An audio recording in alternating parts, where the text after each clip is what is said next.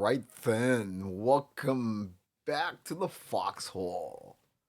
Foxtrotting in a Foxhole.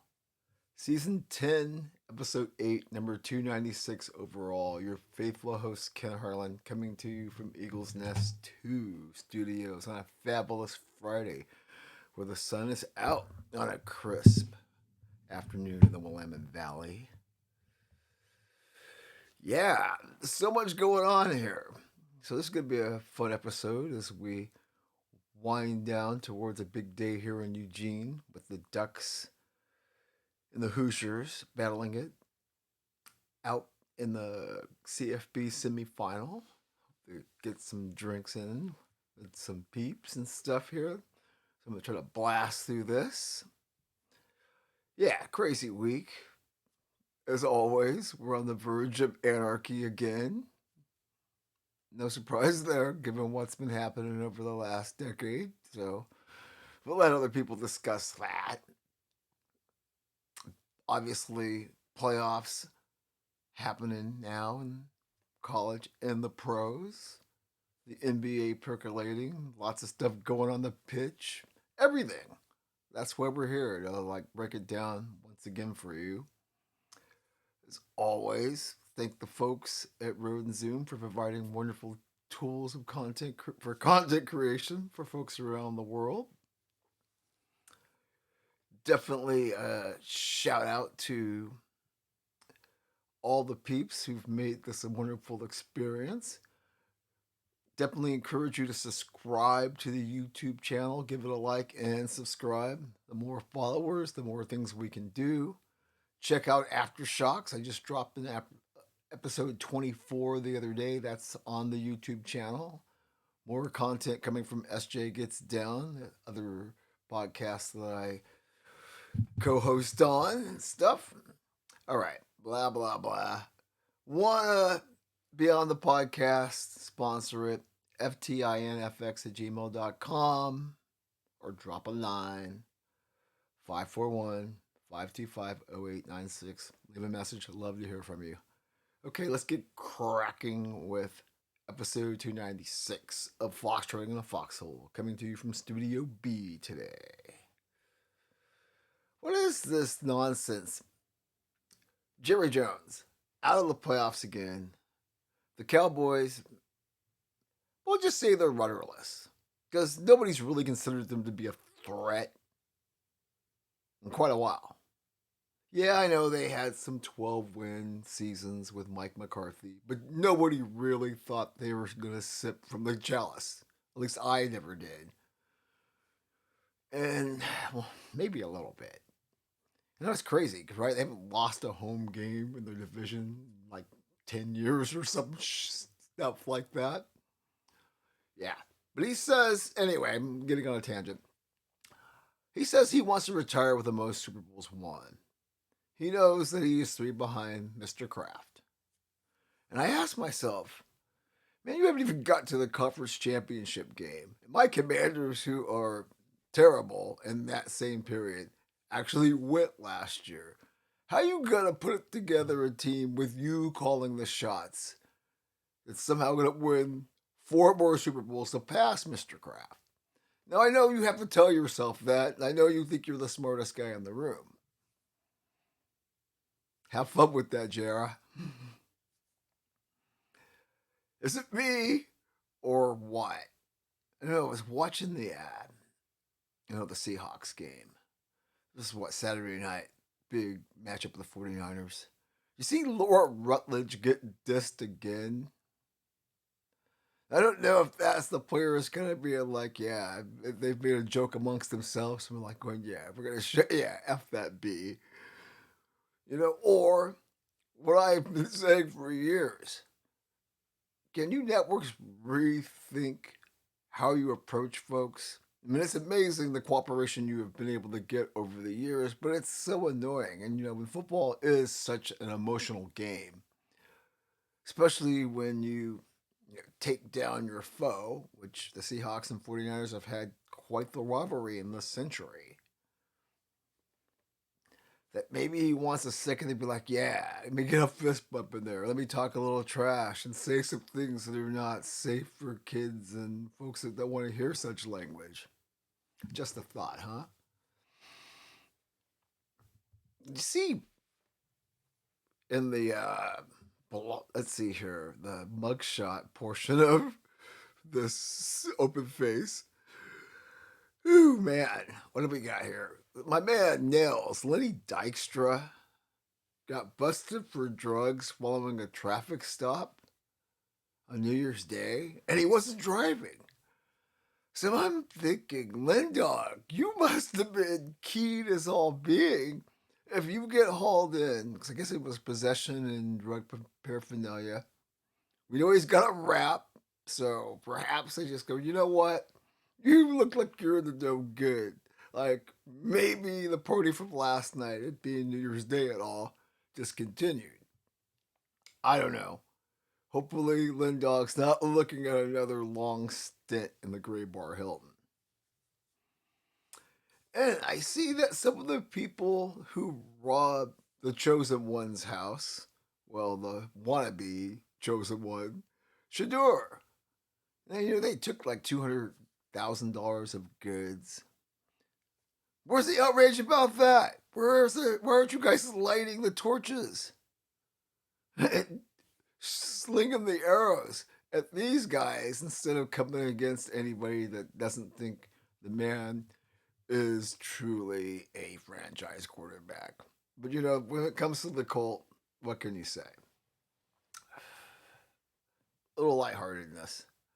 Well, I mentioned that it's a big Friday here in Eugene. The Ducks, and the Hoosiers, Dan Lanning, Coach Sig, big personalities and whatnot. Did you see that picture of the true great one? At least, now that Tom Brady is in the booth. Mr. Mahomes, the one holding the most rings at this point, having to wear duck gear because you know how these guys make these silly bets. He went to Texas Tech. We all know the Ducks bushwhacked the Red Raiders, pitched a shutout, and so Mahomes had to show the world on social media. I'm sure Brittany took the picture of him in duck gear, and of course everybody in this part of the universe was all he ha ha ha, and it's cool. You look better in duck gear, and it's all cute. Just had to mention that because that's probably the only time we're going to be talking about Mahomes. Isn't that weird this time of year? Wow. It's been a week. You think O.J. Simpson, that legendary number 32, all-time great running back, and a whole lot of other things that probably we don't want to talk about. His estate's being sued, and it's from his lawyer. Because I figure, they had to give the Goldmans, I guess the Browns, I forget what they agreed upon. But homie's probably sitting there, this is the lawyer. Man, you're giving the Goldmans all that loot? MFR didn't pay his lawyer fees, man. He still owes me 1.5. I'm going to court to collect. Or he just sees there's so much cheddar. Why not get a piece for myself, given the hassles that OJ probably put me through? And it's not a surprise OJ stiffing his lawyer. Yeah. Not that I'm just picking on OJ. All these celebs, notorious cheapskates, if they can find the way not to give up that coin, they ain't gonna. Oh, man. Another thing that's just really blowing me away here, and I've talked about this a lot in recent times, and this is the whole, what do I call it? The internet fake news repeater. And so you'll see a story, all through, let's say on Facebook, and it'll say Oregon Ducks cheerleader gave her heart to the university, bled ducks, but died mysteriously. And then you'll see the same picture for Texas. And almost like I was talking about with the sideline reporters. Now they're singling out cheerleaders. And it's so creepy on so many levels, but what is the point? And why doesn't Zuckerberg shut this nonsense down? Especially if it's, people who are actually living. And it really never ceases to blow my mind how many people buy into it. I'm like thinking most of you folks that are on here have some kind of education and some amount of common sense. I mean, hey, I've been sucked into some fake shit. I mean, obviously, the idea of a Sopranos reboot, they got me, even though there were so many things spelled wrong. But I was so, yeah. But some of this stuff, come on, man. And especially that it keeps repeating itself and people keep falling for it. Yeah. Mm. Wow. Jeez. There's just so much crazy stuff, before we get deep into the whole sports talk. I saw this in the SF Gate. And this is about a kid that went to UC Merced. Because or maybe you don't know, but I grew up in the 209, the San Joaquin Valley. And that's, UC Merced came after I left, but I still keep an eye on what's going on in the 209, the ATW in Merdad. Anyway, I read this story about this kid who apparently was getting drug advice from ChatGPT. And it ended up costing the kid his life. And I'm sitting here thinking, we're at a point now where you're asking ChatGPT, hey, is this the right doses? Can I mix this? And even though the algorithm's supposed to protect users from this, there are ways to manipulate this. And apparently this kid died of a result of bad advice from a chatbot.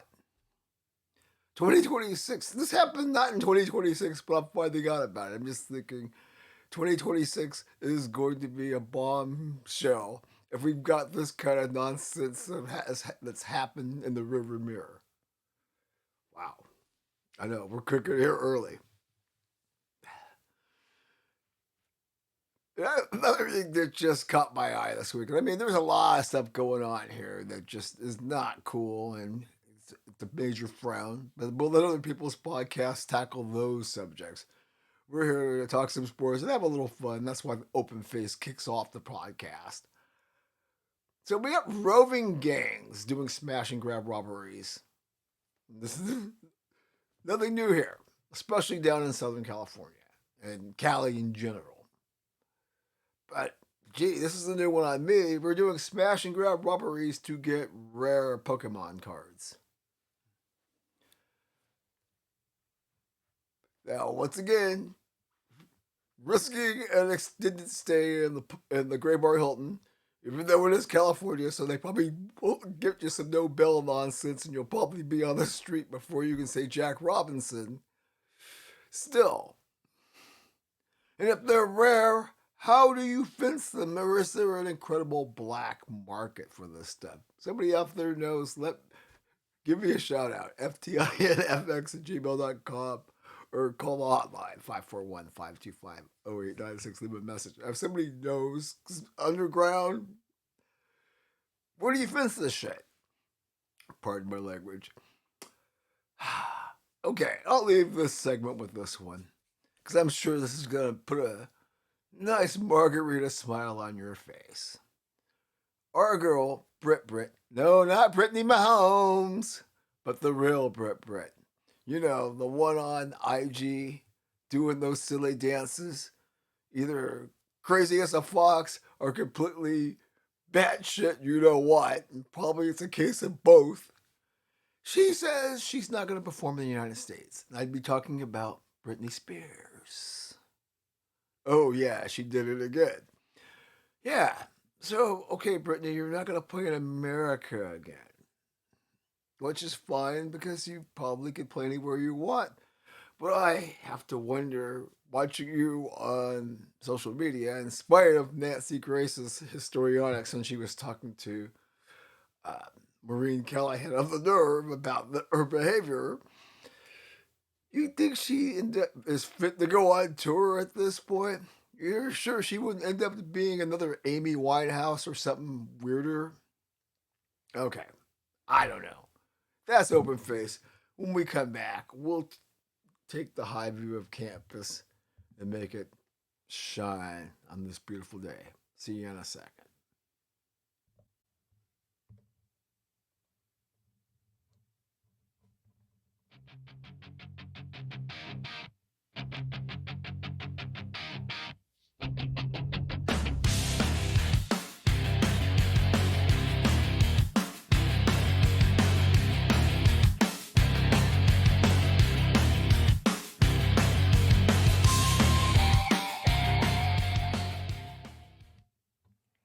All right, welcome back to the Foxhole. Your favorite host, Ken Harlan here, rocking and rolling.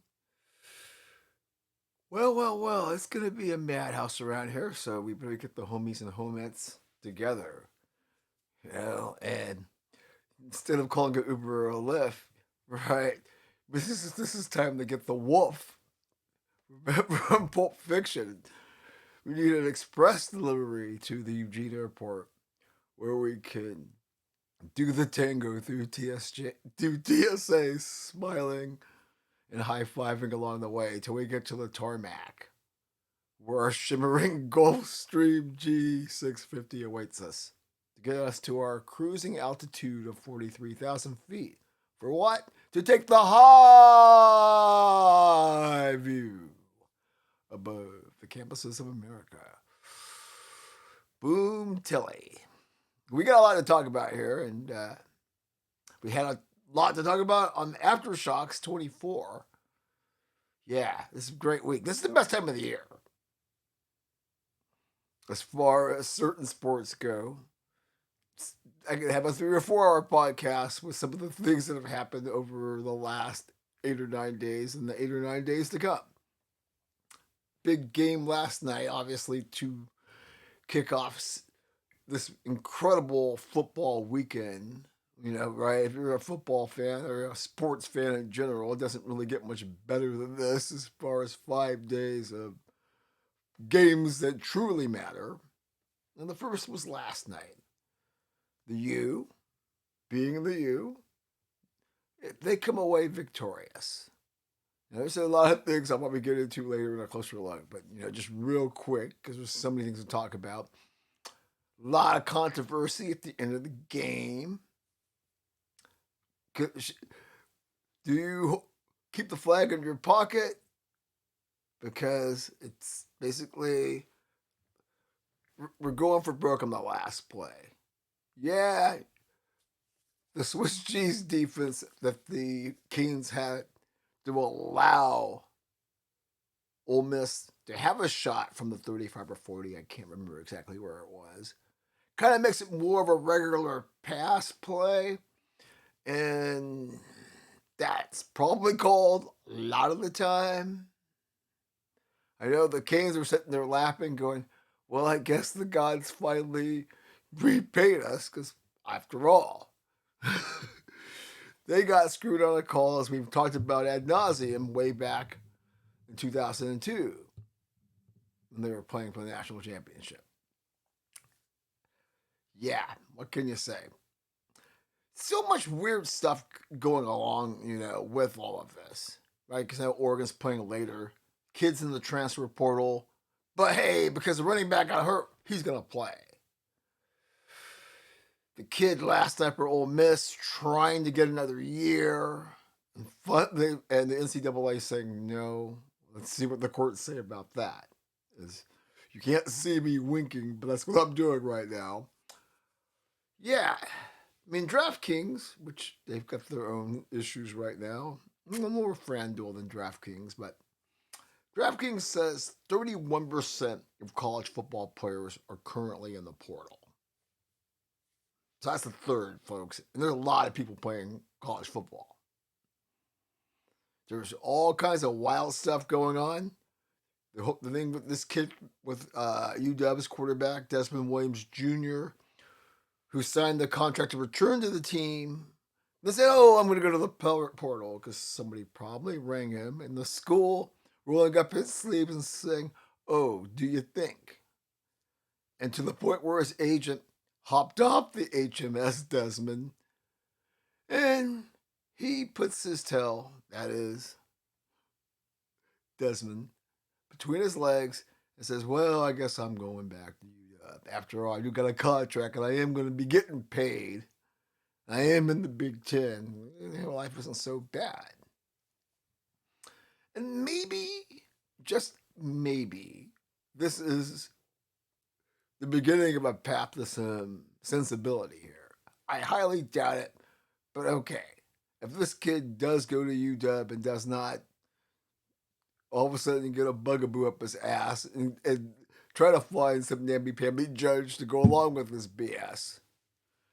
I haven't had a chance to unpack, with the Ole Miss's QB. Pardon me, I got brain fog today. I can't think of anybody's name for some reason. Put a hell of a game last night. Gee whiz. If he had, I agree with the folks on TV. If he had, another 25 seconds, I think the Canes would be cooked.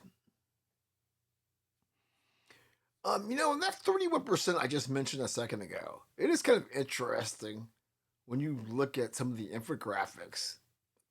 If I was doing Aftershocks, I would probably put it up on the screen of all these people who are fleeing the vaunted SEC. And people are just kind of pouring all sorts of old eight and St. Ides on the conference's grave in terms of it being a superpower like it once was. Of course, I believe this is all cyclical. But as I said on Aftershocks this week, hey, there's money coming from all sorts of places now. And yeah, the fiefdoms y'all had when everything was not out in the open the way it is now. Clearly, everybody has a fiefdom or a plantation, depending on how you want to call it. Anyway, hopefully this is some sanity. But this is, okay, in those two cases. But then I look at this Aiden Childs guy who played at Oregon State up the road here with Jonathan Smith. That's one school. Followed him to East Lansing, where they didn't do so well. And now he's going to be with Chip Kelly and Northwestern. This is the thing we have to put a stop at. You folks say restraint of trade. Okay, fine. Then just so you can get some loyalty and stability and not make this a free-for-all when higher education is supposed to mean a little bit more than that, go back to the old way of making people sit for a year. Make it a little punitive. So you're not having these people jumping from school to school, because this is not what was intended. If you think it was, I never heard of that. Nobody even thought this was going to be a possibility. Maybe they did, but it didn't occur to them that it would actually happen. Just saying. All right.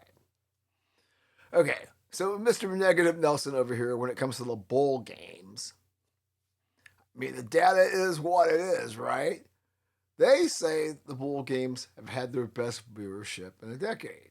Once again, if I was on Aftershocks, and maybe I will on the next Aftershocks, do the infographic of these games.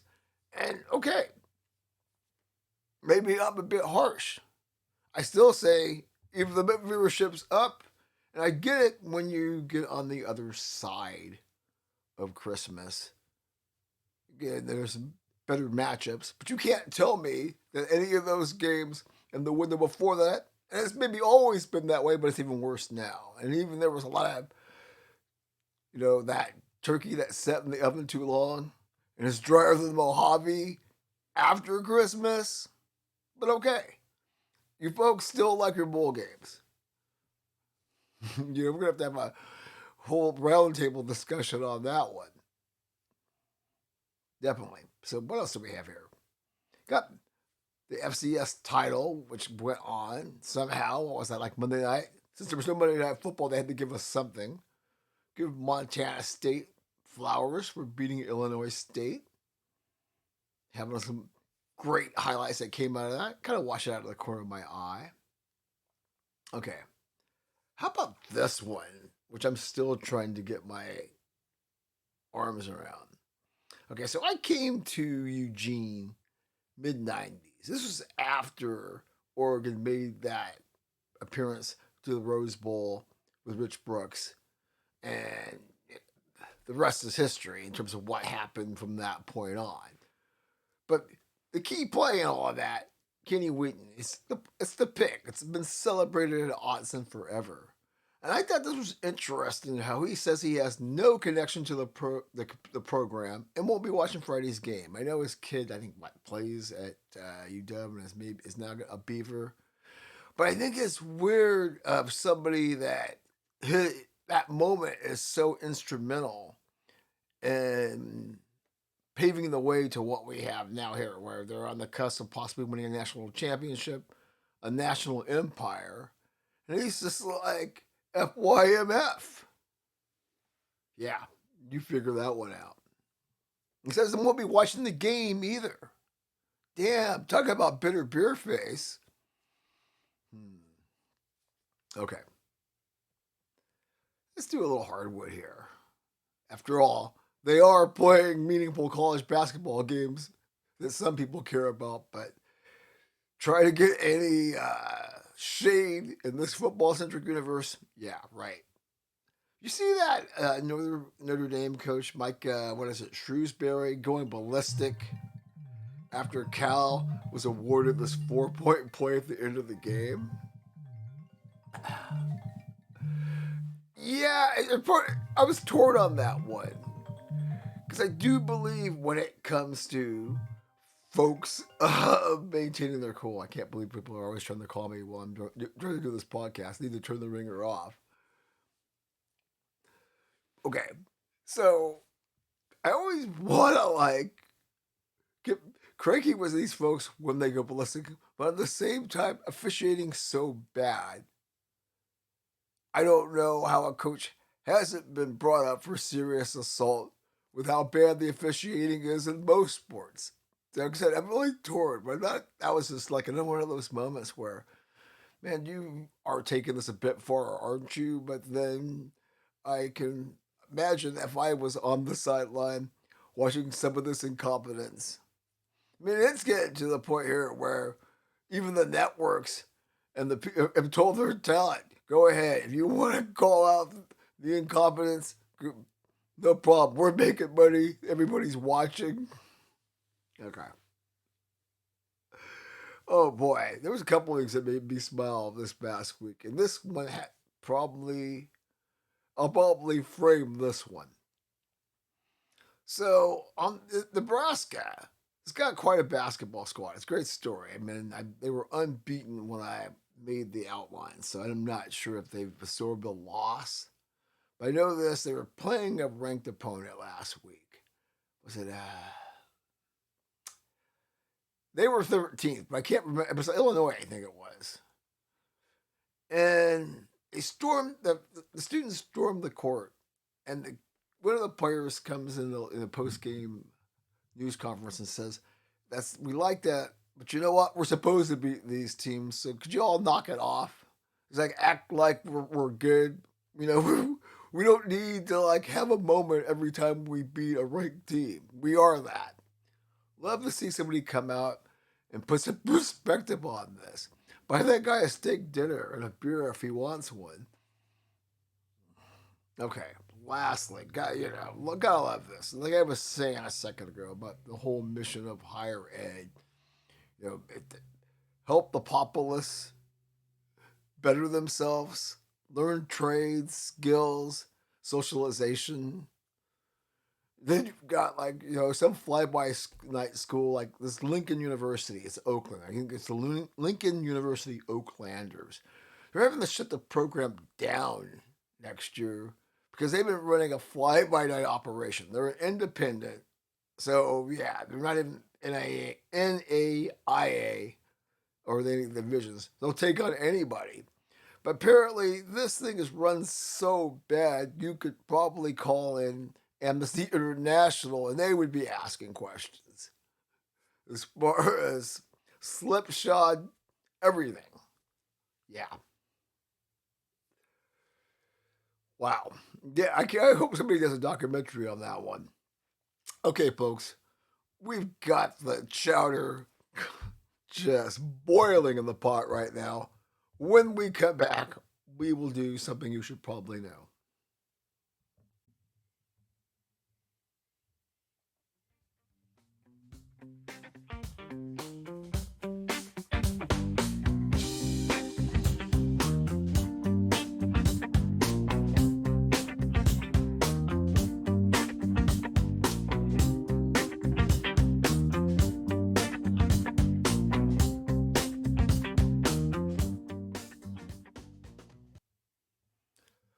All right. Welcome back to the Foxhole. Your faithful host, Ken Harlan here. Ice cold chillin' on a fantastic Friday. TGIF in it, as we like to say. Watching First Things First over in the corner here in Studio B as they prepare themselves for what's going to be a fabulous weekend. Wild card weekend, along with a strong serving of CFP madness. Oof. In the meanwhile, let's quickly roll through the files and see what's happening with something you should probably know, or things that happened this past week in the world of sports you might actually want to know or possibly care about. Let's do it. Okay, so this time of year, because in this segment, you follow this podcast, and if you're new to it, welcome. We kind of look at some of the other sports that don't get the love, ESPN or the other platforms. And that's why it's something you should probably know. But this time of year, I will say, it's a little bit tougher. There's a lot of things like golf, auto racing. They don't take off until we get further down the road in January. And we spend half of December and the first part of January scrambling. Because even the Olympic sports, right, that's about to pick up here with the Winter Games in Italy soon, but not right now. So, yeah, this is always an interesting segment to come up with this time of year, but we do it nonetheless. Okay, over at NASCAR, can't wait to get the cornerman back. Gonna book that here soon. We're gonna wait a little while down into the month. We get closer to Daytona, so it'll be time right. Steve Phelps, NASCAR boss, he resigns. I think we talked about the incendiary text he sent out in this whole charter business with Jordan and Front Row Sports was going on. We basically called Richard Childress a dumb redneck and needed to be flogged. Well, the folks that broke bread ain't happy and have decided that, you know what? You really can't get away with behaving that way. You can't really anymore, especially when there's a trail. And when folks decide to circle the wagons, especially now in this era of transparency, well, you would think. And so basically, Mr. Phelps thanks everybody, but says, "Yeah, it's time for me to get my hat out of Dodge." Okay, can't wait to talk to the cornerman about that. But I can tell you on the positive side, Double J. No, not the one that won all the rings for the Cowboys and the Canes. No, the 7-time Double J. He gonna be in this year's Great American Race, and we like that. Gets a provisional. Why not? You ain't doing anything else. I'm sure Chandra, his wife's probably like, dude, get your ass out of the house and do something. Whew. Okay, what else do we got here? So, Miss Sabalenka, fresh off of her little exhibition with Nikki Boy, she says she's gonna skip some events. She didn't skip that one. She's gonna skip some events on the 2026 schedule to avoid burnout. What does the Foxhole think of that? The Foxhole thinks that's pretty wise of Miss Sabalenka. That's why we like Miss Sabalenka. Well, when you look at all of the folks who've become mental cases. Not picking on you, Naomi, but I'm not saying you're a mental case either. Well, just let me rephrase that to be nice. The folks who have suffered mental health issues and stress and just breaking down physically, it makes sense. You've made enough loot. You're going to continue to make loot. Why does it have to be a grind? So props to Miss Sabalenka for that. Because you know when it's major time, she's going to beat A and she's going to be in competition. We'll have to talk with Mr. Big about that once we get closer to the Aussie Open. It's going to be fun once everything starts percolating again and we can get more guests on Aftershocks. We love having guests. If you want to be on that show or even this one, let me know. I'd love to have you. That's the fun stuff. Or the scene. It's one of these days that'll be coming back. Hopefully. Okay. Speaking of tennis, so Venus, she's going to be playing in the Australian Open. So I guess she's over there in New Zealand, I think it is. Had a tune-up. Went 3 sets. She didn't win, but she's basically like, I'm here. So her doing another lap around, as I said previously. Well, hey, Venus got all that love. I need people to love me again. So I got no problems with Venus taking a couple of laps around and feeling important again and having the spotlight on her. While Serena does what she does, makes lots of commercials and complains about cotton installations and whatnot. Ooh. Okay. Speaking of golf, like I said, it's slow. You got, the WTGL, the women's version of what we're seeing right now, is going to launch next year. Bolly hoo hoo woo woo kitschy coo coo. With the men's, I really wanted to like this. I kind of do, but nobody's watching for a reason. It just doesn't resonate. It's like I was saying on Aftershocks about 3-on-3 basketball. It's kind of cool, but you're not going to really watch it unless you're like hungover and you can't reach the remote or something like that. Am I lying? But yeah, I'm trying with the TGL, and now you're going to bring a women's version of it. Oh dear. The problem with the TGL for me is just like it's so like the rich man's playground, and that's why it doesn't resonate with the average person, I think. Unless for me and some of the people I've actually asked why it doesn't appeal to them, other than the fact that it's kind of gimmicky on top of everything else. Yeah, I told you we're cooking right now. Wow.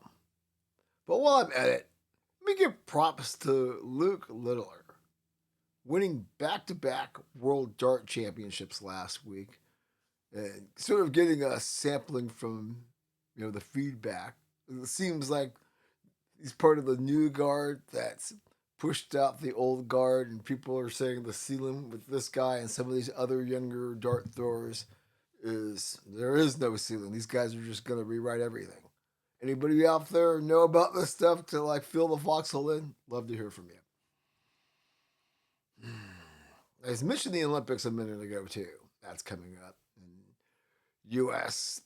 snowboarding team took a hit as star Chloe Kim, 2-time gold medalist, and actually the last 2 she's won. She injured her shoulder in a freak training fall, it appears, and may not be ready for the upcoming games. Kind of saw the video she posted on social media, kind of bummed, but in that same kind of influencer way talking about it, which kind of was nauseating, but hey. Hopefully Chloe can heal and win that 3rd straight. If not, some other rock stars are walking away with the spoils and the roses. Okay. Oh, here's one just for kicks and giggles. I saw this yesterday. Jake Paul. Yeah, that Jake Paul. He drops out of the cruiserweight rankings. Are we supposed to be surprised by that? Well, one that he was. I know he was 12-2 going into the Joshua fight. But The fact that he was ranked, once again, tells you a lot about the sweet science at this point in time. And the fact that he got his string knocked loose and got bounced from the ratings even makes it that much more of a mockery. Fair to say? Okay. And of course, we got to have one of these. Tyson Fury. Yeah, that Tyson Fury. Announces he is unretiring. What does the Foxhole say about that? Oh, really? You guys and gals in the octagon or in the felt, always retiring, and then your ass is out there at 45 and 50, still rocking sock'em robot. Okay, you're retiring, but I always say, what's the over under for how long it'll be before you get back? And we don't want to see you all, the people want to see, the person people want to see, excuse me, Mr. Connor, who actually never said he was retiring, but just disappeared. Okay, folks, that's something you should probably know. When we return, we'll go to the hardwood and see what's happening with the association and the Queens of the Court. See you in a second.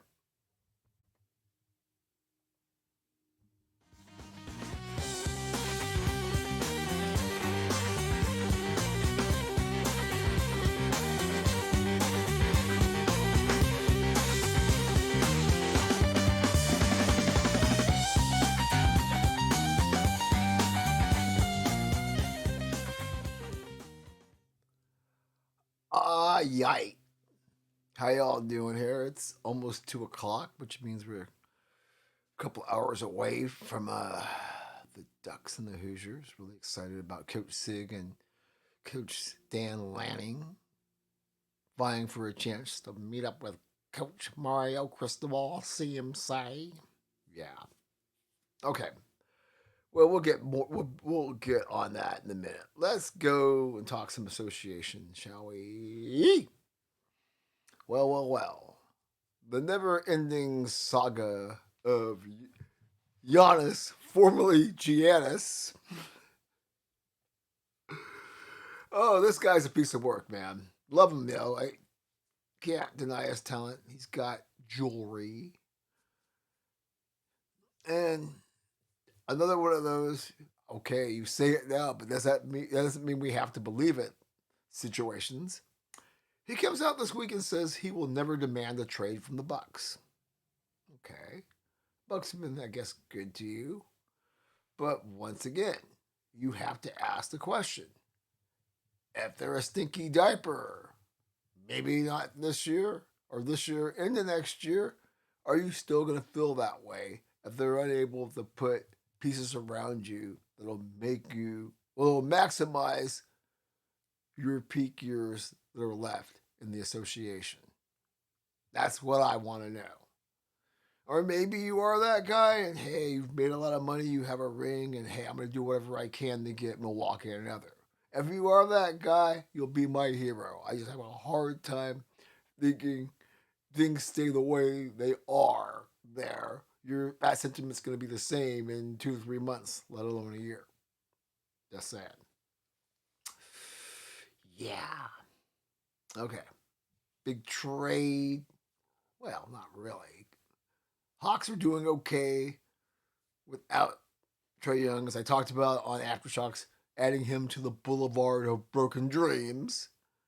Him and CJ swap teams, and CJ's like going, ooh la la la la.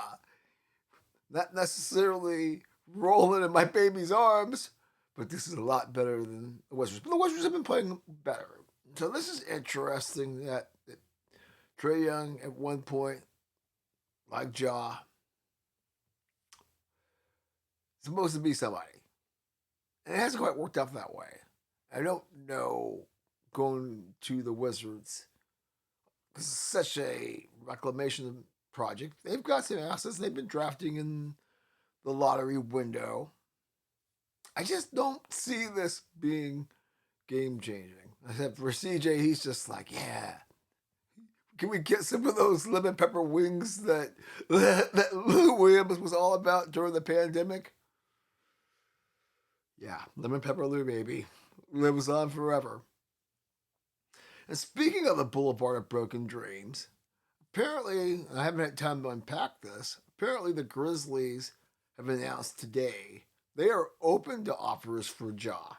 Gee, who would have ever saw that one coming?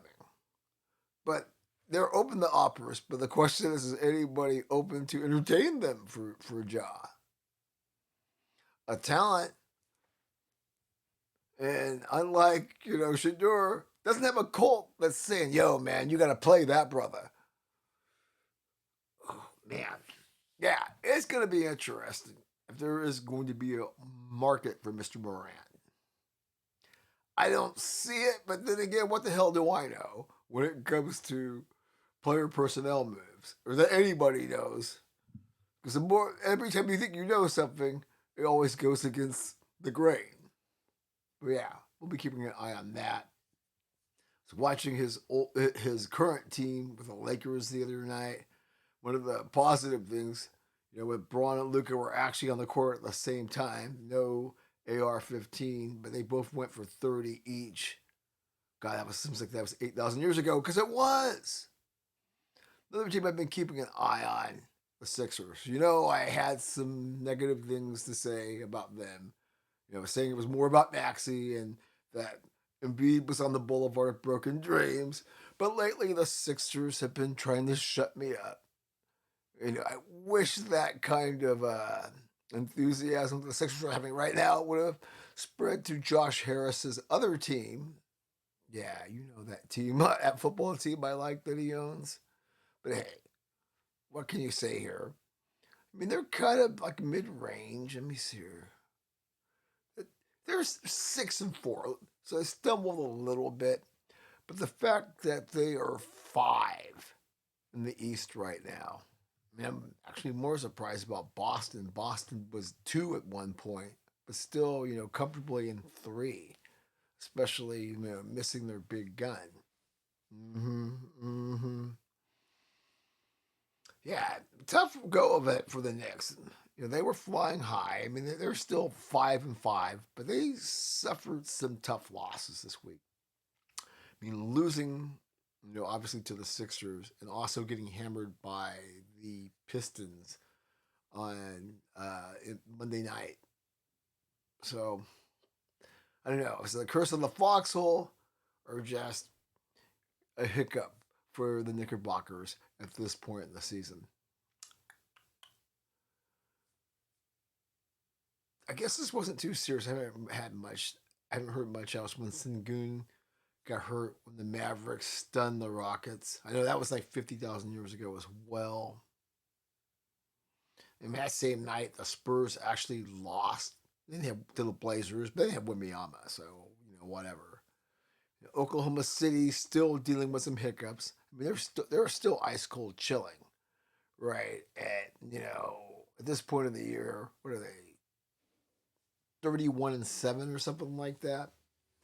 But they look a little bit human.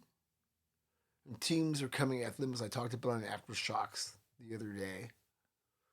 In terms of them, maybe not breaking the Warriors or equaling the Bulls standard and getting to the 70s looks more and more like a possibility. Mm-hmm, mm-hmm. Isn't it funny?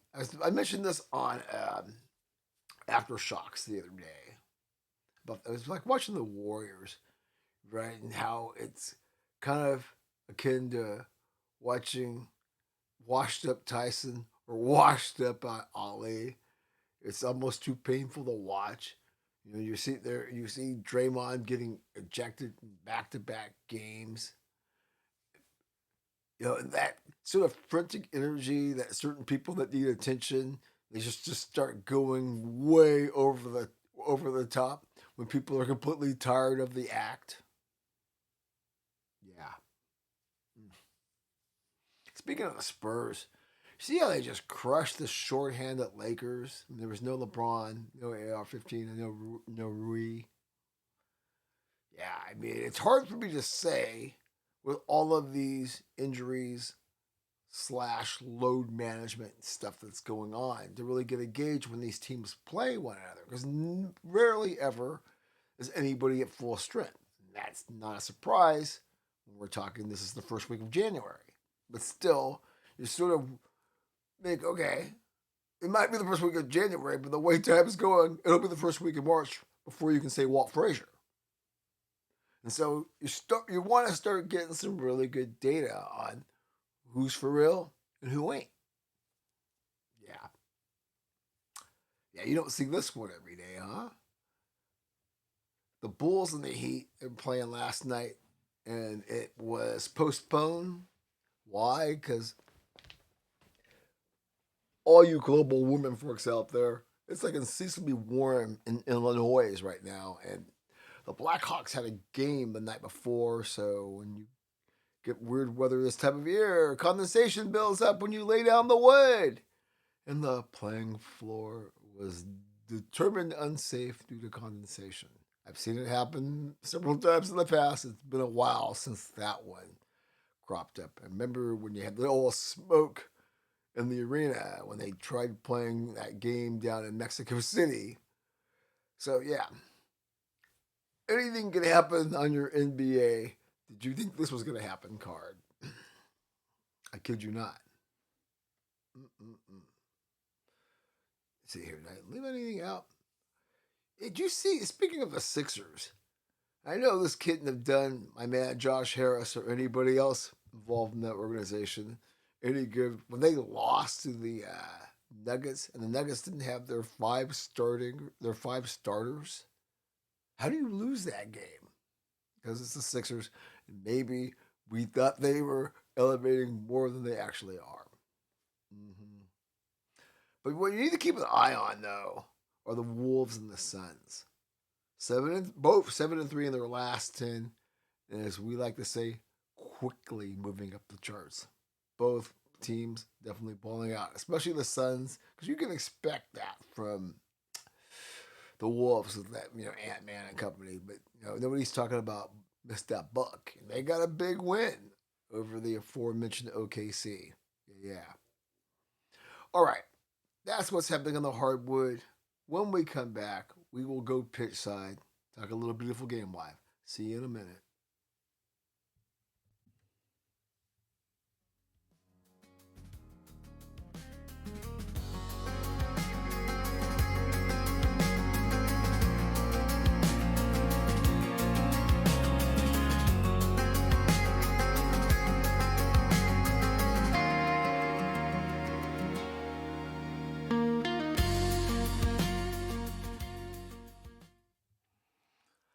All right, welcome back to the Foxhole. We're ice cold chilling. We are. Even though it's a nice balmy 49 degrees here in the Willamette Valley today, the sun's out. I can get this recording done. Definitely primed for a drone flight if I can squeeze that in for the next aftershocks. As you notice, I love interspersing the segments with a little drone footage. Yeah. Anyway, let's talk about what's happening pitch side, shall we? New year. Everybody's back to business, shall we say. A lot of fixtures this week. Over in merry old England, interesting things happening there. The Gunners, who lead the English Premier League table, lead by 6 over 21 match days. And they had two interesting matches this week.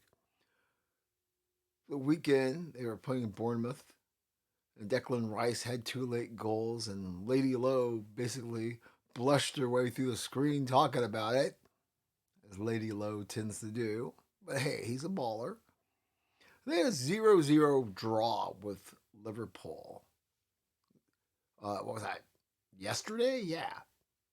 So, anyways, they still lead by 6. 21 match days. And Chelsea absorbed another bad loss after switching managers. I brought that up the other day as United and Chelsea sacked their managers.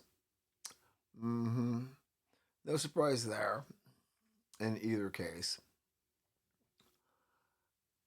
I'm kind of wondering about Mbappe over in La Liga. Let's talk Spain. Mbappe's a little banged up. I'm kind of wondering, should we be concerned about that? So I saw Real Madrid defeated Atletico yesterday in a Spanish Super Cup. The Super Cup time. Right now, Barca leads the table by 4. I'm kind of wondering. He's never had this as long as I've been watching him, which has been most of his career. He's been dinged up here and there, but you never really see prolonged injuries that have kept him out of the lineup. I can't see him being out, 2 or 3 months. That hasn't quite happened yet. But you start to wonder when you start to see these things pile up. He's not near Neymar, who, by the way, is going to play with Santos through the end of the year. That's been confirmed and all that stuff. But I still wonder about Mbappe. And all of a sudden, kind of chilling. If he's not doing load management, but then you look at all the goals he scored, even since leaving Paris. Anyway, probably a whole lot of nothing there. Okay.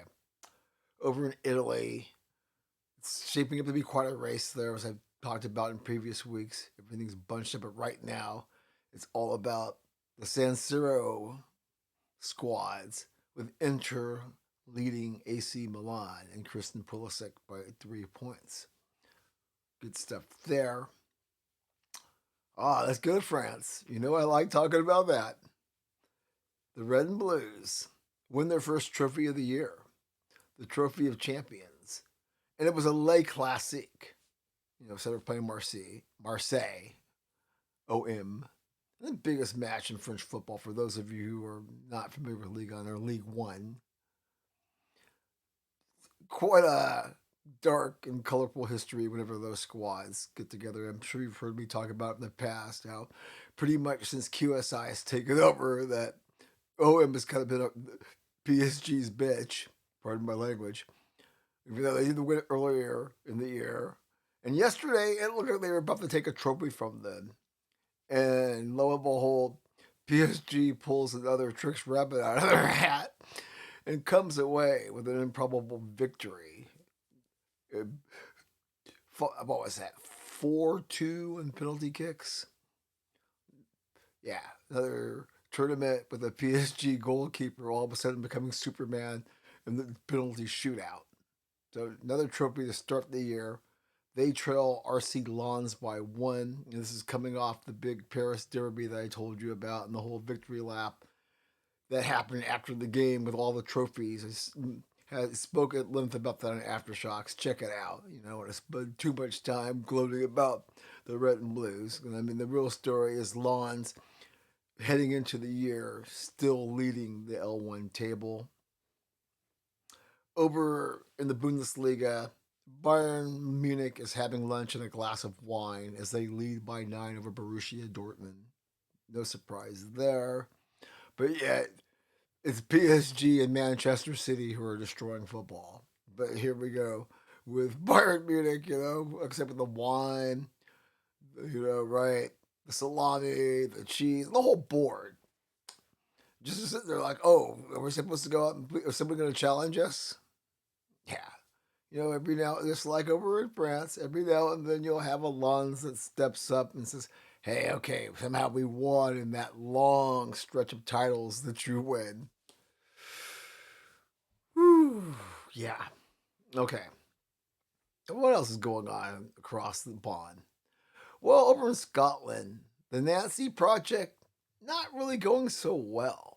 Yeah, Wilfred Nancy, who left the crew 96, that is, to test the waters of Europe. Celtic, obviously, that was a big move for him. It ain't going well. I've already mentioned about how I think he lost 6 of his first 8, getting rocked by folks who normally are Celtics bitch.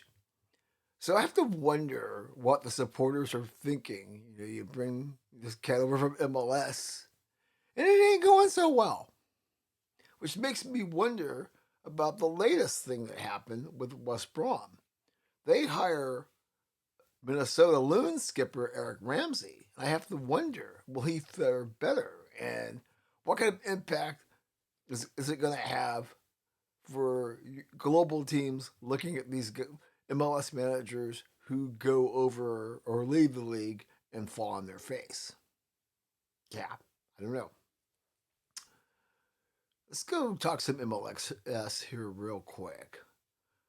Well, the Galaxy, obviously, disastrous season. Well, not completely. They had some highlights, but in general, after winning MLS Cup in 2024, and they were dealt another setback as their star Ricky Puig is going to have an additional surgery on his knee. The massive injury that made him miss most of last year, and I don't know if we're going to see him in this campaign. We hope so because he's a very exciting player. But right now, I don't know. And it's really unfortunate that he had to go back under the knife. He's still not right yet. Keep an eye on that. Inter Miami looking to defend its title as Messi continues to build on an impeccable legacy. This is just piling on, really. But he's got to get some new compadres since some of his homeboys walked into the sunset and want to sure up between the pipes by getting Canadian national team goalkeeper, Dane St. Clair. My question is, who else is coming? Because Mr. Beckham and company, and directed by Mr. Messi. Messi wants to walk away from her dominant in the way that Mr. Beckham was when he did his stint with the Galaxy, is what I would think. Yeah. What else do we have? Oh, yeah.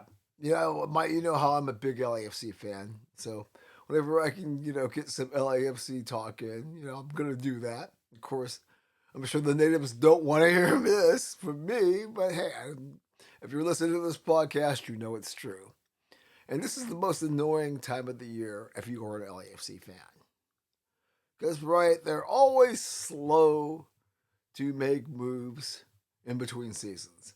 And everybody starts throwing a bitch fit.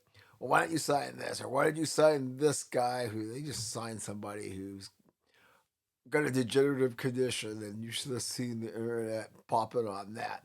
And I think we go through this every year. And then lo and behold, Thornton pulls a Tricks rabbit out of his hat and you're all oohing and ahhing again.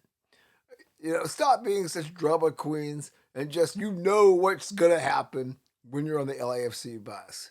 And the fact that they have brought in people like Sonny, Ollie G, Cellini, Bill, they're going to continue to do that. So go enjoy a Modelo, go smoke some of that good Los Osos magic, and enjoy life a little bit and stop worrying so much about what the front office is doing.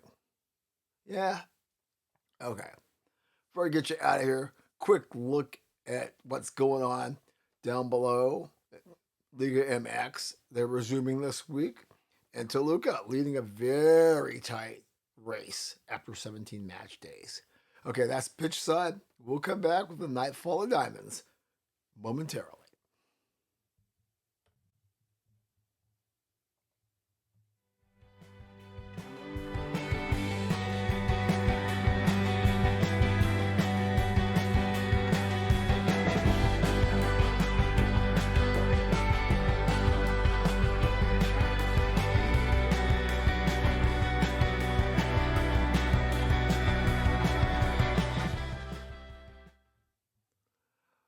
All right, welcome back to the Foxhole. Your favorite host, Ken Harlan here.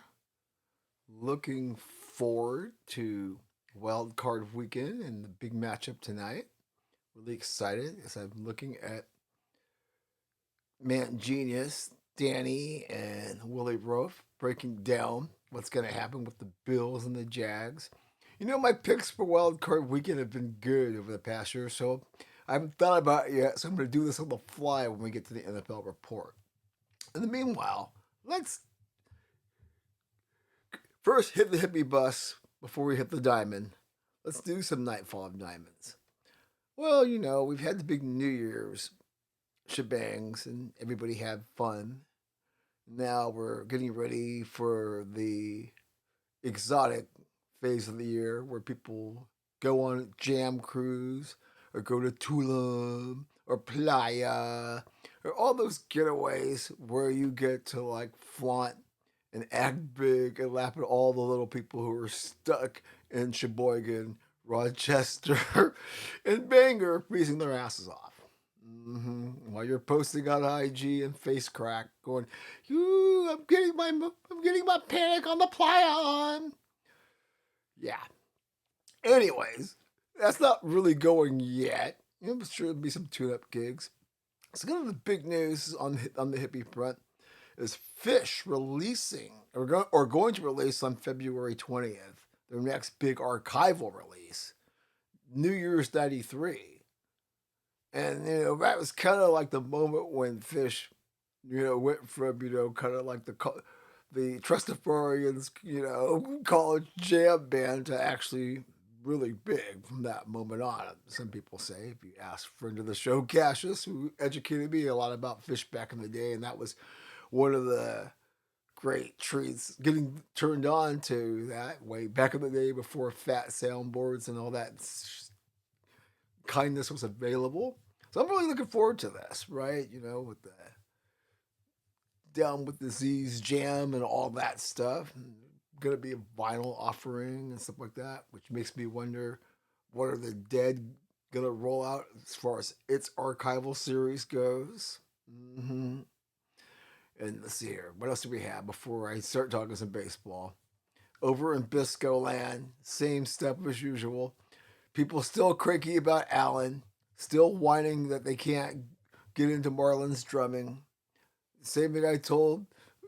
Same advice I gave a few minutes ago, right? Go pour yourself a Modelo, get some Los Osos magic, put it in the glass, and put a smile on your face.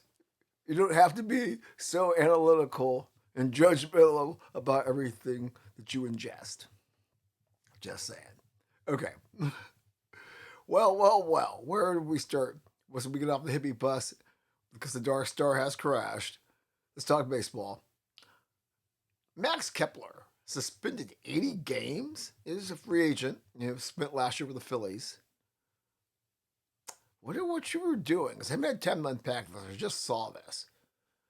When people get caught, which is once again, I do believe the game is clearer than it's ever been. I've been very skeptical of those claims. And every time somebody gets caught, I'm just like, wow, did you screw up your schedule or get absent-minded? Because, you'll never convince me folks are up to no good. There's too much money out there and human vanity being what it is. It never stopped.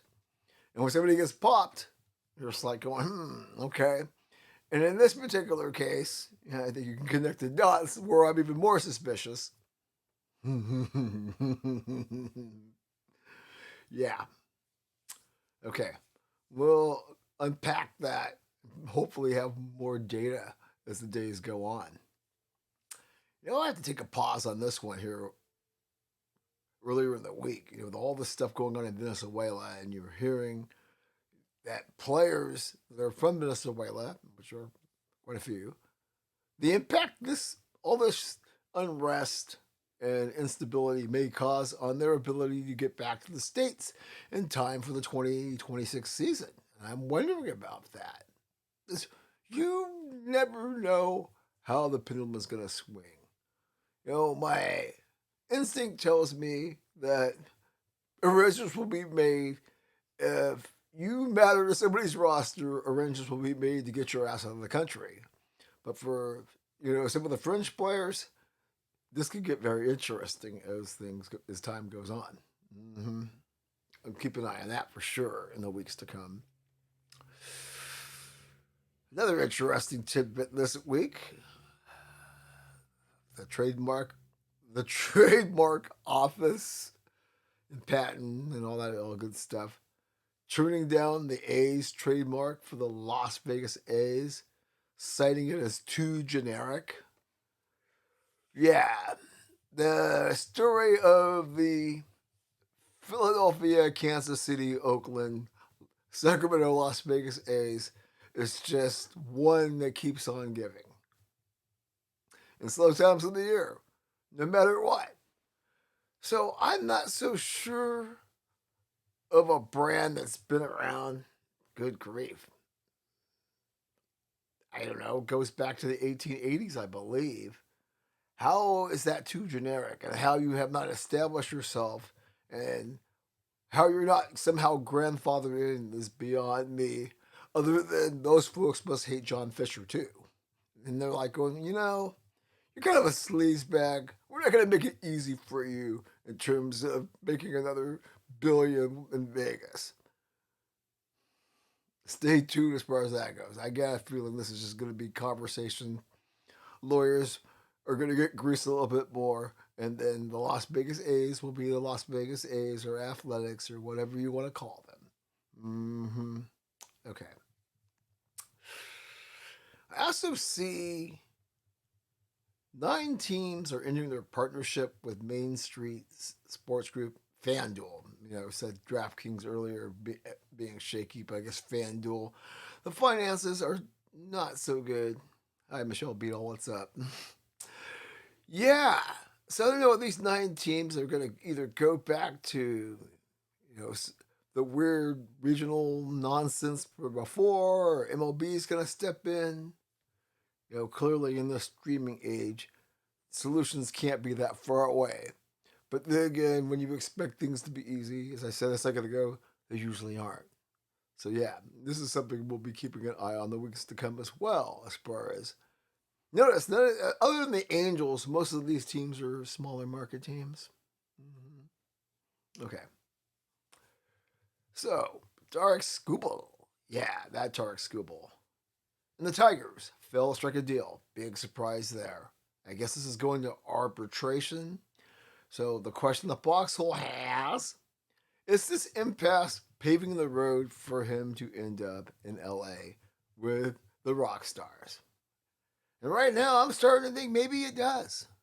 Maybe they're just going to let's get something going here and get you out of our hair. We can't afford you. Let those spoiled assholes deal with you. I don't know. I do like the Blue Jays responding to the Dodgers, signing third baseman Kazuma Akamoto to a 4-year, $60 million deal. He's a 6-time All-Star, 277 lifetime, 248 knocks, 717 ribs in 11 seasons. So if he can eke out another 8 or 9 seasons with that productivity, that's a pretty good line for a career. If you can't beat them, copy some of what they do, right? Yeah. All right. Let's see the Phillies hire Donnie Baseball. Yeah, that Don Manley guy. And I just keep asking that question, man. Shouldn't they just let him in, considering all the other clowns? And I know that because of the instability of the Yankees organization at that point, given King George was basically melting down and pissing off anybody within, the range of his breath. I almost feel like he gets penalized because it's not really an era of known for Yankee greatness. And then after he leaves, they go on that historic run, which is only really matched by the mid '70s A's. Plus the Dodgers, of course, decided to go three-peat, and then we can reopen that conversation. Okay, let's see here. Yeah, this Zamboni is parked. Let's hop on it. Take a quick ride around the ice rink of life and see what's happening in that world. And power rankings pretty much the same. There's a little flexibility here and there as always. Kind of interested to see that next year's Winter Classic is going to be in Utah, which is a lot better than what we saw down there in Miami. And this is the outdoor classic. I'm going, WTF this, right? What the F is this? Now you can put this out, where, what is that, Echo Stadium, where the Utes play, and you can hit the nice background. Yeah, it'll be way more picturesque. I like that aesthetic a lot more than what we saw last week in Miami, where the OB used to be. Damn it. Okay. We got Sweden winning the World Junior Classics, always a big deal. Canada third. Key takeaway here: USA, no podium for you because you lost to Finland in the quarters. Yeah. Okay, folks, that's the Nightfall of Diamonds. When we return, we'll do a closer look as we wind closer and closer to Oregon and Indiana.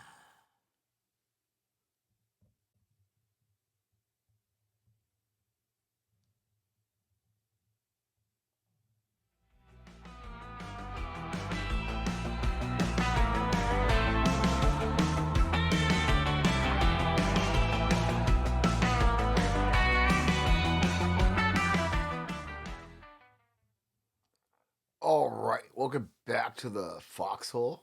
Your faithful host, Ken Harlan here.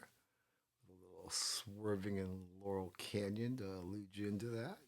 Took me a second to find it, hence the slight delay.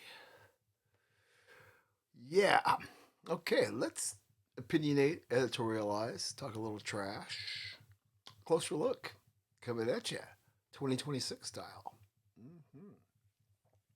Well, I've been talking about this a lot, and I guess I'm going to have to keep bringing it up as long as he's still standing.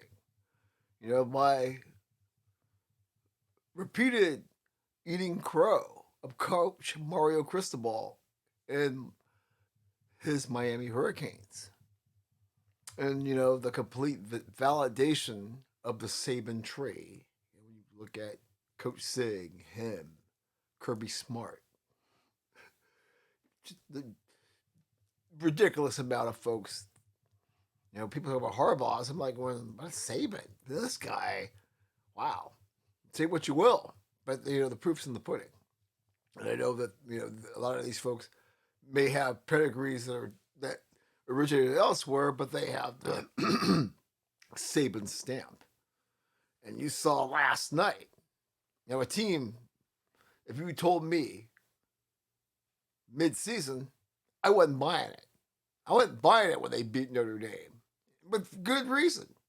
Anybody who's watched Cristobal coach teams have had reason to be very skeptical of how far they could actually go. And homies in the Natty, it's gonna be played in his crib.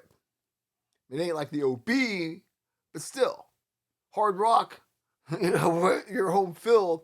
You're hanging out in South Florida, home cooking, sleeping in your own damn bed. And if you keep the troops focused, man, you're looking pretty good. I mean, the 49ers have that opportunity to not leave the Bay Area.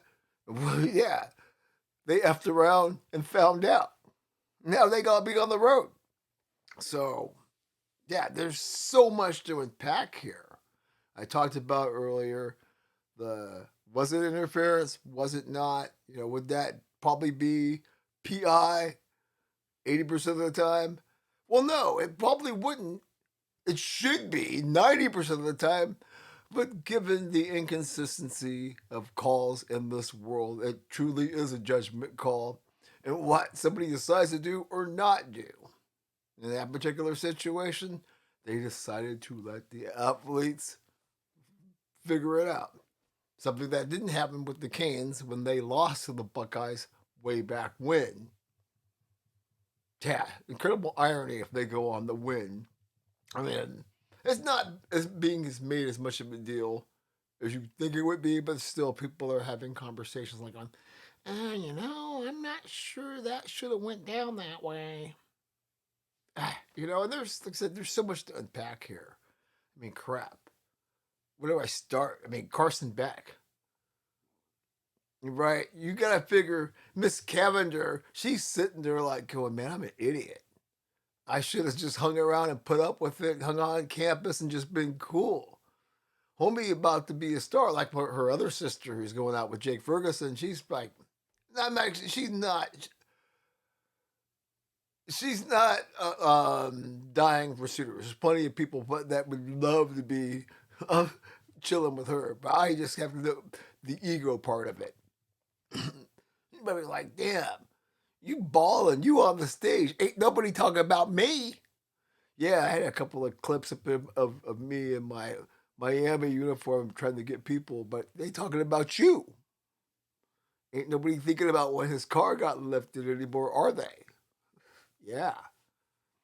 And of course, not only does Carson Beck get the last laugh, but how about Lane Kiffin? Can you imagine Ole Miss actually winning last night and being in the Natty and possibly winning it? No, he can sit there and say, I constructed a team, got to the semifinal. Had I been there and everything there, we probably would have gotten over the hump. Makes himself look even more cooler. Pump up those feathers a little bit more. For the peacock strut. So he's the biggest winner of last night because he gets the giggle. He would have been the biggest loser had it gone the other way. But as Marlo Stamper will say, you won it one way, but it's the other way. There you go. Yeah, it's an interesting night. Props to the Canes and all the people like Michael Irvin who've been crying and saying, "Yo, you got to follow that template." Finally getting your moment. You got your moment. We'll see how it goes here in however million days it takes to get to the Natty. But let me flip over and talk about the Harbaugh shell game. Okay, talked about it earlier this week in the aftershocks. Unless you've been living under a rock, you listen to this podcast, you probably know that John Harbaugh is out as head coach of the Baltimore Ravens after 18 seasons. And the scuttlebutt all around the league is just crazy mad right now. I mean, you got conspiracy theories left and right. It wasn't helped this week with Mike McDaniel being let go by the Dolphins later in the week, which has all kinds of people speculating because Ross is a huge Michigan guy. We know the Harbaugh's ties to that state. And possibly Lamar wanting to go back to the South. And then there's all this, well, no, Lamar doesn't really want to work with Harbaugh or any of his coordinators. And everybody's got a dude that knows somebody in the locker room. And just all of this stuff. And, Harbaugh taking his time, going, yeah, I can. Since I'm the most sought after candidate, as Ben Johnson has been the last 2 years, I can take my time. It's none of this like rush to put staffs together. Everybody gonna want to be on my staff. And, those guys carry a lot of cash. Jimmy, obviously, his pedigree and obviously winning the Natty. And John, narrowly beating his brother to get his ring, but a ring it is. I know there are folks out there who talk about they've got the most blown leads, and they've been very underwhelming in money time in the Lamar era. Before that, a lot better. But once again, when you're out there, it's not going to be a shit show. I mean, I just think that after 18 years, people might get out of tune. And maybe the league is getting more of Pete Rozell's dream, a big family of parody. And maybe these guys haven't lost their fastball. Just quickly things can turn around. Yeah, I don't know. But I think it's kind of interesting to see the conversations that are going about this guy. And like the Browns, supposedly. What is it? He wants $20 million a year, handpick his GM, and all of these things. Basically telling the Browns, I don't want to join the cult. And if I do have to join the cult and have to coach that kid, well, shit, you're going to have to give me $20 million in full control. Maybe that will tell Jimmy Haslam, no, I don't want this.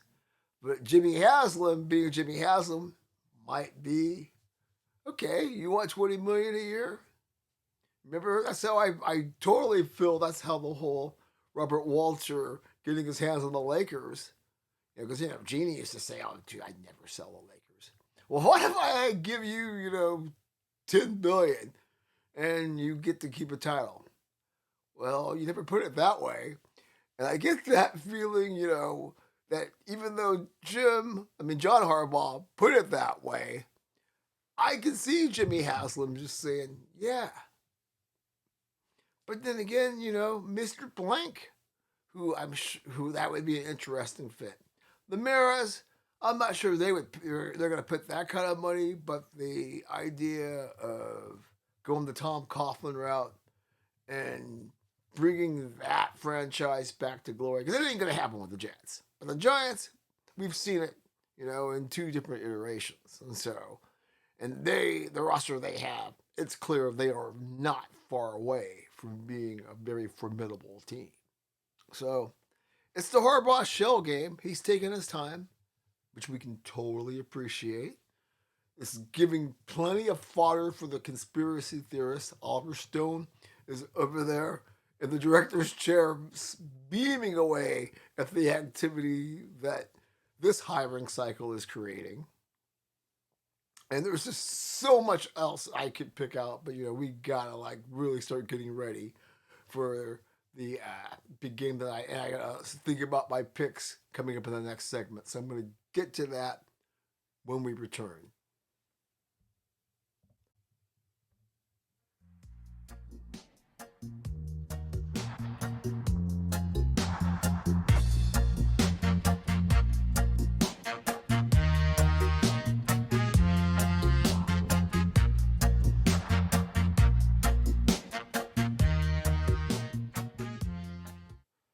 Aye. Welcome back to the Foxhole. Your faithful host Ken Harlan here. Ice cold chillin'. All right, let's get to the finish line, shall we? The NFL report. Man. So I talked about the Harbaugh shell game and how Mr. McDaniel in Miami, that McDaniel, not Mr. McDaniel in New England, ice cold chilling with Mr. Vrabel. It's interesting how he's been touted for so many possible OC and some head coaching possibilities. And it's so interesting when you see a team like mine, the Commanders, and it's whacked out media, ding, and even more psycho fan base. How he gets on the market after being let go by the Dolphins late in the week, mind you, which is kind of odd. Folks are like, well, yeah, of course he wants to play with Jaden and mapping out why he wouldn't take the job. And I'm like, dude, there are plenty of other possibilities. I mean, even if he's not the head coach in Atlanta, wouldn't that make sense with all those weapons they have? There's the Lions, since they fired their coordinator. So all you fan bases and all you local media, just because you think you have an okay situation, this is high stakes. And a lot of you all are going to get disappointed after coming out of the gate with their expectations and hopes and not really understanding what's truly happening right now. Yeah. I mean, I don't know. I mean, you see what happened with him. I mean, they showed some fight down the road, and I do believe Harbaugh and maybe a possibility of some other folks that can come online based on the results and getting let go. That, yeah, if you're Mr. Ross, you probably do want to, as he said, we met, but I came away with some, misgivings that we were on the right trajectory. The Raiders, that's an interesting hire. You've obviously got the number one pick, which could be Mendoza or Dante Moore, depending on how things change between now and then. But somebody said that'd be an interesting hire for Harbaugh. And I thought, why would you put him with Mark Davis? But as I said about Mark Davis, I think it was Aftershocks, or maybe it was this one, where I kind of went on that rant about what he should do. But this would be a case of him, if he were to ask, maybe not what he said of Cleveland, but still say, Mark, I'll take this mess over, but this is how it has to be done. It might not be bad as far as, having picks and cap space. Got bridge quarterbacks in Geno and Kenny Pickett. I don't know. Never know. Chill it out in Vegas. Like I said, you never know what's going to happen in the sports world of ours. Stefanski getting let go, which I do believe he was a victim of the Colts' madness. But then again, it's the Browns and it's Jimmy Haslam. A lot of folks say he's attractive, even more attractive than Mr. McDaniel. Brian Daboll, ain't nobody talking about him, and yet he's supposed to be an offensive genius. But still, with Stefanski, where he going to land? I mean, Atlanta could be interesting there. You have to figure out what the story with Michael Penix is, but shit, everything else is there. Talk about an underachieving team, and you got to feel Mr. Blank is thinking the same thing. It's like, damn, I need some results here. We'll see what happens as far as Matt Ryan becoming, president of operation. I guess he's making these inspirational videos, basically like, please, Mr. Blank, give me the job. I know what it is to be a Falcon. Can't make this stuff up. Mm-hmm. Yeah, I mean, it was a weird game.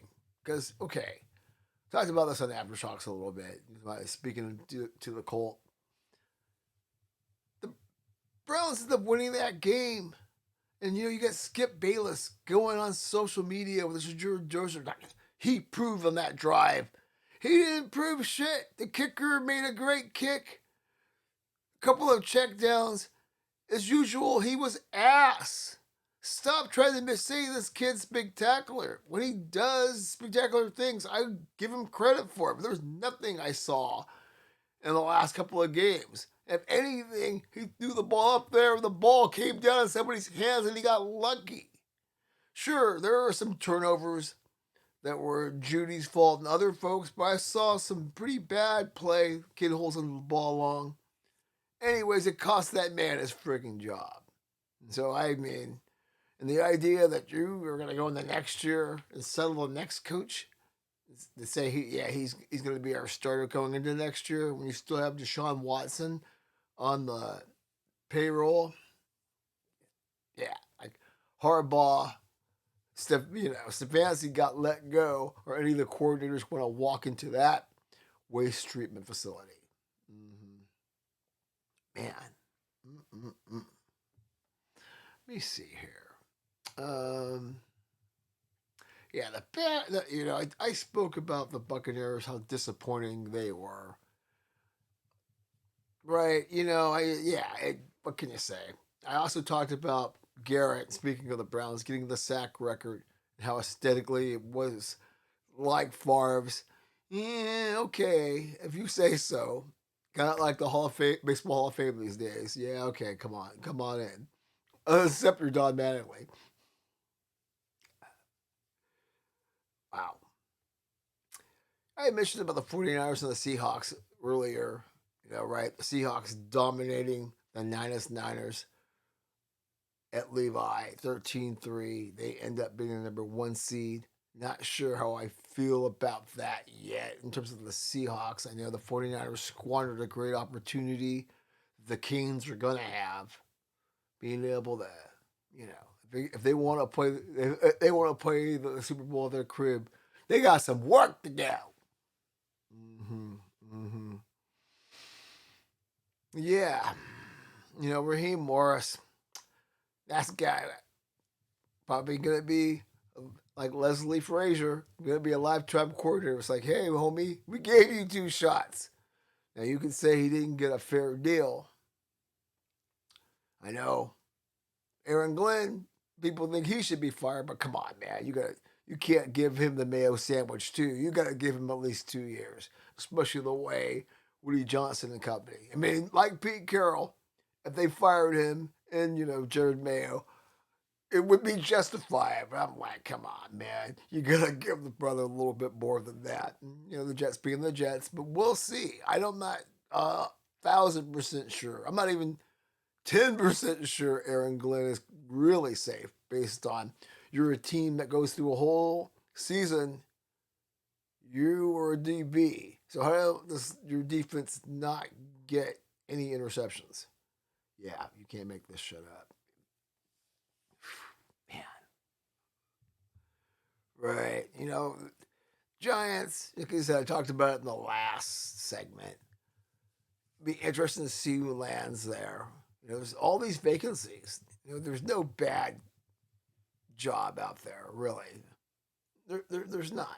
There's teams that kept people that raise eyebrows, but as I said on Aftershocks, like it was Zach Taylor, the Browns don't want to. The Brown family, they don't want to spend no money. That's why Marvin Lewis was there 8,000 years. The Giants keep on showing. Well, we'll see about that one, right? I'm curious about the Bills, what happens there if they don't win. The Eagles might get bounced. So there's some interesting possibilities that still could come up. There's great coordinators. There's guys like Mike McCarthy out there. So yeah, that part of the equation will get interesting. Okay, folks, the trucks just rolled up. Perfect timing as we've hit the 3 o'clock hour on the West Coast. The trucks from the foundry, those that contain those stainless steel bowls of the smelliest varieties that come in XL, regular and complimentary sizes. You've watched the episode of The Wire with Tommy Carcetti, you know what I'm talking about. It's TMCA time. Yes, we give out these awards for those whose actions during the week warrant this award, or as we like to say, them being who they be. Okay, I didn't have this one on the list, but I'm gonna add it because I just saw the footage of AB and why he gonna be in more trouble. I'm just gonna give you an XL because you had us trying to feel sorry for you. I don't know, man. You look pretty thug life up in that clip, kicking somebody in the head. Right? The Kings should have had you in that brawl with what was it at? That instant school in Florida that they played years ago when Lamar Thomas was on the mic. Nobody comes in the OB with that nonsense. Okay, you probably don't know what I'm talking about. But anyway. Oh, man, let's do it. Okay, I'm going to give 2 for the Hall of Shame. Complimentaries all around. Ravens fans getting too personal. The Luke kid who missed the field goal that pretty much, as we talk about Harbaugh, as they say, the kick could have, wide left, wide right. Harbaugh's fired. Down the middle, Tomlin's fired. Maybe true, but come on. Leave his fiance and family out of it. Right, we're just getting way too personal with these folks. And I'm not going to say, but I haven't been brutal towards folks who broke my fucking heart as far as losses, but never the family. That shit's off limits, man. And it just shows, God, how baseless and how cruel we're becoming as a species. Again, go drink a Modelo and smoke some Los Osos Magic and just be happy. Go get yourself a Tinkerstone bracelet, and it breaks healing energy or some shit. Ooh, man. Okay. This could be rescinded based on the information, but I'm going to go by the eye test. I'm going to give Chiefs receiver Rashee Rice, yeah, that Rashee Rice they're always talking about, 3 XLs. You see the pictures his girlfriend posted. Now, this can be rescinded because, in affairs of the hearts. But yeah, it seems like, as the lady said that one in the OJ documentary, you're not a good dude. Talking about OJ's beating up Nicole. And she saw the pictures in the trial, and this is the same way he's not there. I'm like, man, you're not a good dude, Rasheed Rice. If that's how you roll. Mm-mm-mm. I'm gonna give a XL, yeah, to RG Me, Robert Griffin III, for already race baiting. I mean, the Ravens Steelers game hadn't been over 30 seconds, and he's up there on social media like, "You better not come at Lamar. If you come at Lamar, you're coming at me." And I'm like, nobody was coming at Lamar. Everybody was focusing on the kicker. And the truth be told, as I said on Aftershocks, the first 50 minutes of that game, Lamar and Rodgers, nothing to think it would be a moment for the ages. The last 10 minutes obviously changed that narrative. Nobody was coming after Lamar about anything. But yeah, you want to sit there and try to incite people thinking, oh yeah, you're going to come at the brother. Dude, go play with your kids and go to the Western shop and find some more cowboy hats and do your game prep analysis instead of having to give your opinion on everything. Just saying. Mm-hmm. Okay, where else do we got here? A little light this week, but that's okay. I am gonna give XL. We're gonna give XL so we can ever figure out who they are, and obviously two for the Hall of Shame for the scumbags who stole the catalytic converters from the Lebanon school district here, up the road here. So the school buses obviously couldn't leave the barn when the kids came back to school after winter break. Luckily, they had enough alternate transportation, i.e., vans and stuff, that nobody missed school. But come on, man, your meth habit can't be that bad. Where you're gonna steal catalytic converters from the school buses? What kind of low, dirty, down scoundrel is rolling like that? Are you freaking kidding me? Wow. Mm. Okay, and I'm gonna give a three XLs to these clowns in San Francisco. Gee, big surprise here. That defrauded a homeless shelter for what is it, 115K? I don't know, man. You ever been down to the loin and seen, the apocalypse now that's going on in Baghdad by the Bay? Baghdad by the Bay, excuse me. Come on, man. They need every bit of help you can get. They don't need some grifty ass saying, yeah, I'll be a part of this. This is why projects keep drying up and work for folks that do the kind of things I do are becoming less and less because of asshats like you. Shame on you. Okay. Lastly, I gotta go and keep seeing the dad went viral. But the asshole who beat the guy up over calling him out for cutting a line at Disneyland, this is like the Indiana Jones ride.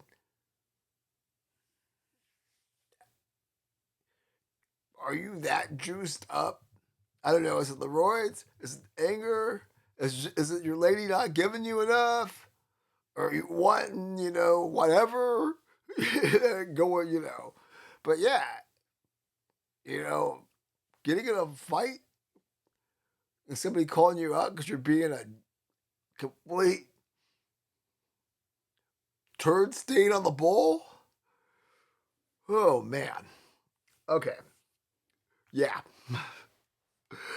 We've reached the finish line, especially when you've got asshats doing stuff like that. I mean, that guy was pretty beat up. I saw him on the local news in L.A. Just kind of talking about what went down. I'm sure there's two sides to it all. But anyways, we're at the finish line. Thanks for putting up with me. I'm hoping to do a live stream this weekend if I can find some people that get on board with me. If not, probably still. Oh, wait a minute. Gee, look at me. I can't go. Wow, you guys are getting a rarity. I got to give my wild card picks. See, I'm sitting here rambling. So before I get out of here, See, I told you I'm going to do this on the cuff here, so this is going to be interesting. I did pretty good, for the most part, in the history of this show, and then things kind of fall apart in the divisional round and so on. But let me see here. Let me pause this real quick so I can write this down. Okay, I had to make an adjustment. So, like I said, we're going to do this on the fly. So, a second to think about it, but not really. But it's been anytime I just had to write it down and make sure I had the pairings right. Okay, so we're starting off tomorrow, and this is going to be 10 o'clock on the West Coast.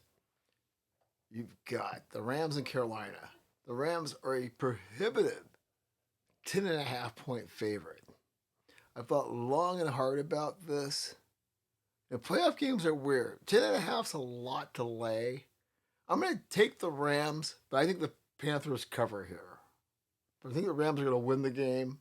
I can't see the Panthers having enough firepower. It wouldn't surprise me because this is the playoffs. Weird things can happen, but what a nightmare that would be for the league if the Panthers beat the Rams and we don't get to see the Wonder Kid McVay.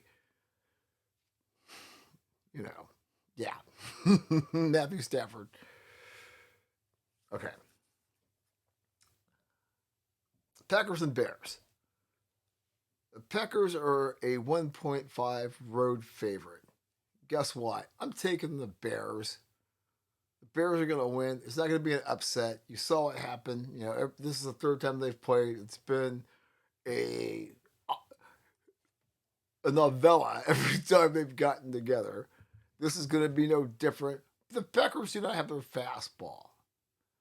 And something about this team, I just don't think they have it together. It's just like they're good, but not good enough. And we'll see if Mr. LaFleur doesn't join that coaching odyssey I was talking about previously, as far as where people are going to land and the kind of shell games that are going on with that. Okay. Then we have the Jaguars, Duval. They are a 1.5 favorite at home against the Bills. As much as I love T-Law, the Prince, and everything that Liam Cohen and those boys down there in Duval are doing, Josh Allen ain't letting this happen. I will take the Bills to get it done. Because another disaster for the league. It'd be an interesting storyline, but no, we need Josh Allen in these playoffs.